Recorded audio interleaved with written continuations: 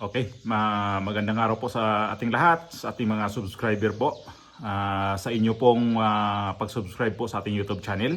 Maraming salamat po sa inyong lahat, sa mga datihan at sa mga bago ko pong mga subscriber ngayon na nandito po sa ating YouTube channel. Ulitin ko po, marami pong salamat sa inyong suporta at pagtiwala sa ating YouTube channel. God bless po sa ating lahat. At next vlog ko na lang yung shoutout natin ulit ha. Kasi medyo paggabi na, so hindi na naman ako nakapaglista. Pasensya na ho, patawad ho. So sa hindi pa ho nakapag-subscribe, kung pwede ho, lambing namamasko po ako ng subscriber po sa inyo. Paki-like itong video na to. Marami po salamat sa inyong pagtiwala ulit sa ating mga opinion dito. At gagawin ko itong, ito na. Gawin ko ng reaction itong si Ronald Llamas na in-interview itong ni Ami ba ang pangalan nito, na ginawa niya ng issue itong si Llamas patungkol dito ditong sa Iglesia ni Cristo na humiwalay na daw itong Iglesia ni Cristo sa mga Duterte at hindi daw pinagsalita kasi itong mga kaalyado ni VP Sara noong rally ng Iglesia ni Cristo noong nakaraang dalawang linggo na, no? So itinaboy pa. So dito sa term niyang ginamit ngayon ay dalawa ay hindi ko nagustuhan ha. Itinaboy ang mga Duterte at humiwalay ang Iglesia ni Cristo sa mga Duterte. Single out niya ang mga Duterte. Patungkol ho dito na sa ginagawa ng Iglesia ni Cristo. So ito muna yung video niya at kayo na ho ang mag-analyze sa kanyang sinasabi dito. Bukod sa akin, kayo rin mag-analyze din kayo sa kanyang sinasabi. Ang movement na yan, alam ko, makikichismis na ako sa'yo. Alam ko marami ka mga contact dyan eh. Buhay pa ba? Yung ganong aspiration na palitan yung gobyerno, mag-civilian junta or whatever. Buhay pa ba siya? Ngayon nakapagsalita Tingin ko ng nabawasan. simbahan. Oo. Tingin ko nabawasan na husto nung nagbago ng message yung Iglesia ni Cristo. Dahil yung Iglesia ni Cristo naman, yung pinakamalaking supporter nila Sara before in terms of criticizing the government. Ngayon, nung rally nila, tinaboy nila yung mga DDS at yung kanilang mensahe ay they're not calling for a resign all. They're not calling for anything extra constitutional. So, medyo nawala yung variable na yon na very significant para sa mga Duterte. Hindi sila pinagsalita yung mga Duterte sa rally ng iglesia. Tinaboy pa sila. Diba? Pinaalis sila nung pumunta sila ron. Dahil nga, iba yung message nila. Kaya pumunta sila sa Liwasong Bonifacio at eventually sa EDSA. Doon sila pumunta. Medyo nagkagulo lang nung nagsalita si Aimee. Dahil pinayagan si Aimee magsalita dahil Marcos siya. Pero hindi nila alam yung kanyang sasabihin. Kaya pagkatapos ni Aimee magsalita, tinapos kagad abruptly yung rally. No? Yun yung nangyari. Doon lang nagkaroon ng kaunting tension. No? Ikalawa, yung military, even before the rallies, nagpakita ng support sa constitutional order. Sabi nila, non-partisan kami, hindi kami sasama sa any extra-constitutional, hindi rin kami sasang-ayon o magtatawag ng resign all. So mahalaga yan dahil sila naman kasi yung crucial sa any uprising, any withdrawal of support. At ikatlo, yung posisyon ng simbahan. We are against any extra-constitutional effort. So, anong sabi ni Marcoleta kay Jinggoy? Safe ka for now. No, safe ka. Pero, syempre, iba naman next year. Next year ay mukhang hindi maganda ang ekonomiya. Next year, mukhang kung walang maikukulong ng mga big fish, magagalit na naman ng mga tao. Kung next year ay ubos na yung pera ng mga tao, ubos na yung 13th month, 14th month pay. So, iba na naman next year. No? So, the crisis remains, pero nawala yung immediate threat sa gobyerno. Yung immediate extra-constitutional threat. Sa tingin mo talagang humihiwalay na ang INC o dumidistansya INC sa mga Duterte o they're just playing safe? Nandun pa rin yung suporta pero hindi naman well hindi ka pareho sa rally na talagang tinaboy pero Humihiwalay ba sila o ano? It could be both, no? Dahil, na ako nakita na tinaboy ng Yes. iglesia yung mga Tama. Duterte. Never pa nila ginawa yan di ba? Yes. Ikalawa, hindi sila pinagsalita, no?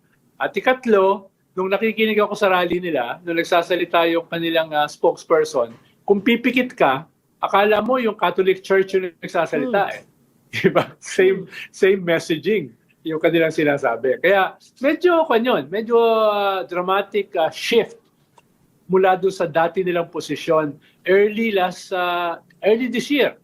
Di ba noong January, nung nag-rally sila sa Luneta.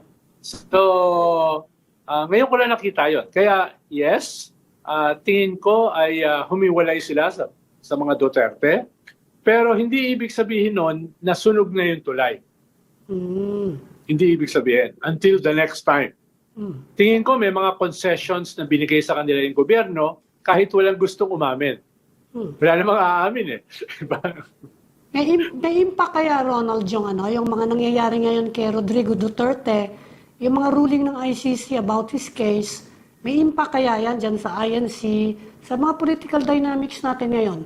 Humihina ba yung mga Duterte because of what's happening in the ICC? Could be, pero tingin ko yung main reason ay concessions. No? Pwedeng may counting epekto yon, pero yung main pa rin, ano ba yung nakuha nila? Ano ba yung concessions na ibinigay sa kanila? Pero tingin ko baka patuloy yang mag-deteriorate, lalo na in the next few weeks, at most next month, ay baka lumabas na yung mga bank accounts ni Sara Duterte. At kung lalabas yan, I'm sure very negative ang impact niyan sa mga Duterte. At makaka-apekto yan dun sa kanilang mga dating kaalyado, yung mga iglesia and others. Kung titignan mo, Ami, medyo tahimik din yung JIL ngayon. Diba? Hindi ko alam kung meron din sila nakuhang concession. Dahil yung initial na nilabas ng ICI kahapon, hindi pa kasama si Joel Villanueva. No? Hindi ko alam kung yun yung ibig sabihin nun. Pero, Ronald, si Joel, binabanggit na ng ombudsman May iwasan kaya ng, ng prosecution? Pwede ba siyang iligtas kung sakasakali? May hirapan. It is a distinct possibility pero tingin ko may hirapan. Ang pagkaano ko pakaintindi sa kanya ay ang Iglesia ni Cristo ay dikit ba sa mga Duterte? Noon ba ang itong Iglesia ni Cristo ay supporter ba talaga ng mga Duterte? Palagay ko hindi Palagay ko hindi. Kasi nung panahon na tumakbo naman tong dalawa na to noong 2022, sinuportaan to ng INC. Ako hindi ako sumuporta dito, sa totoo lang. Ulitin ko ulit ito, na itong dalawa hindi ko talaga to binoto noong 2022 election. Iba yung kandidato na binoto namin dito sa aking pamilya. Pero itong dalawa, hindi namin to sinuportaan noong 2022 election. Sa totoo lang, So, ang INC sumuporta dito. Okay.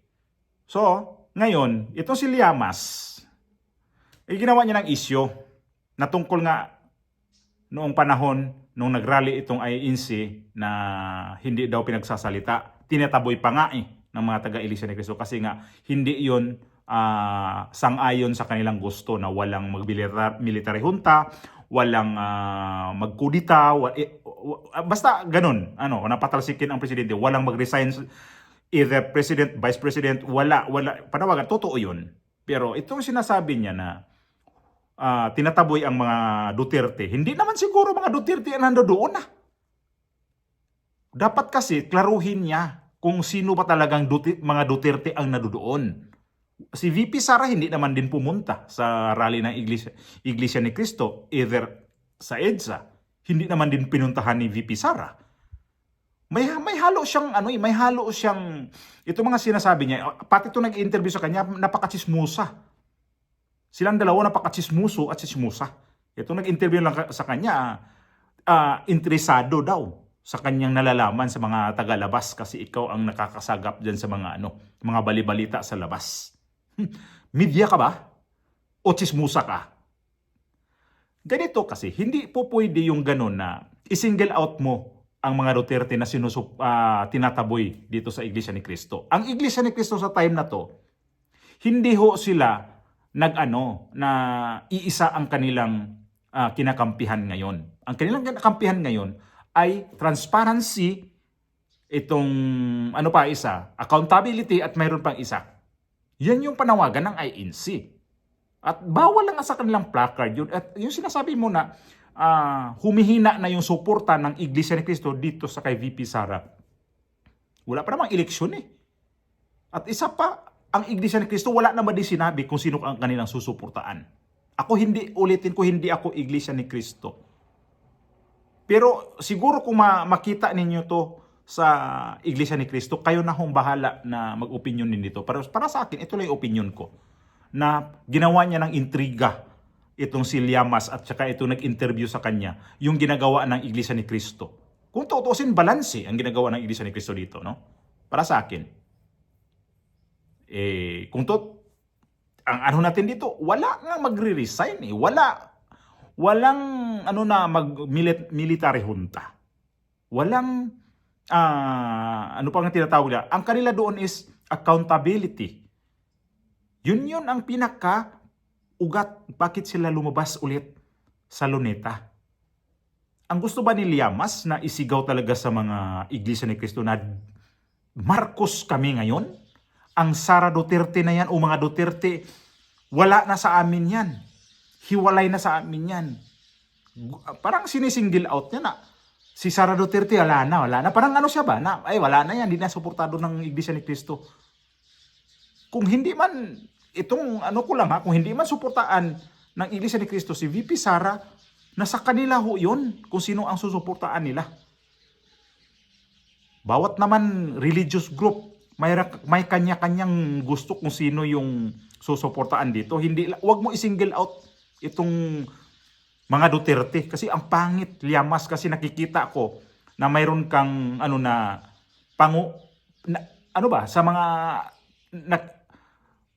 natutuwa ka sa ginagawa ng INC na parang hindi lang pinagpasalita yung yung mga supporter ni VP Sara. Tuwang-tuwa ka na, hindi na sinuportaan ng Iglesia ni Cristo. At parang mayroon pa siyang pangungutya nung sinabi niya na si Amy Marcos nakapagsalita doon. So, ganitong klaseng tao na political analyze daw siya. Pero makikita naman natin, maintindihan naman natin kung ano ang nasa kanyang utak.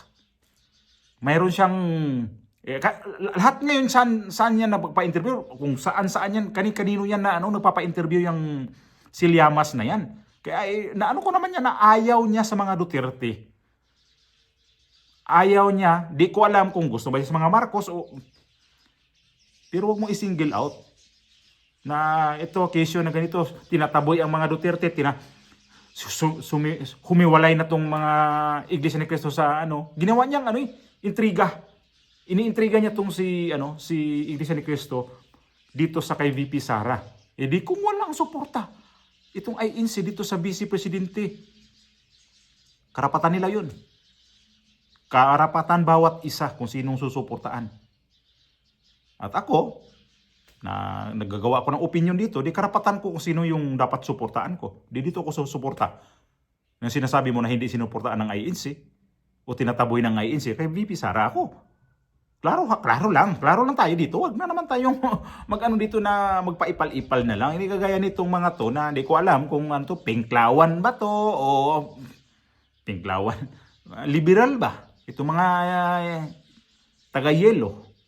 So, wag na nating iabot sa ganun na parang sinisiraan mo ang Iglesia ni Cristo kasi ang mga grupo na to, wala silang sinabi doon sa time na yon. Kung tinapos nila yon ng 2 araw lang, imbis na 3 araw, sa kanila yon. Sila ang nakakalam noon. Palagay ko, yung mga miyembro noon, pagod na kasi 2 araw, yung iba doon hindi na nakaayos ng tulog. Yung iba nga, nakita ko doon, natutulog na lang sa Luneta. Ayaw na lang umuwi na sa kung saan sila nanggaling kasi nga daw malayo. At gusto pa niyang umattend ng rally sa sunod na araw. So doon na nagpalipas ng gabi sa Luneta. So siguro naintindihan din, tinapos na doon ng 2 araw na yun. At naihayag naman nila ang anong gusto nila. So hanggang ngayon, ang gusto nilang inihayag doon sa Luneta, tinupad ba ng gobyerno? Tanong ko lang, Liamas. Tinupad ba ng gobyerno ang sigaw ng mga taga-Iglesia ni Cristo? Tanong ko lang ho. Itong taga Manila, taga Philippine Star, na reporter to si Ami pangalan nito. Tanong ko lang, kung ang gobyerno ngayon, nakikinig ba sa INC nung rally na yon? Hindi. So, antayin nyo. Baka mamaya, gagawa pa ulit ng rally ang Iglesia ni Cristo sa darating na mga araw. At iba ng panawagan nila. Makinig ka na, Bongbong Marcos. Baka itawag na, yan ang panawagan nila para maintindihan natin kung ano talaga ang gusto nitong grupo ng INC. Patungkol naman dyan sa mga ganyan, hayaan natin ang INC kung sino ang kanilang nagustuhan. Alam naman natin nga, sinuportaan itong dalawa noong 2022 election.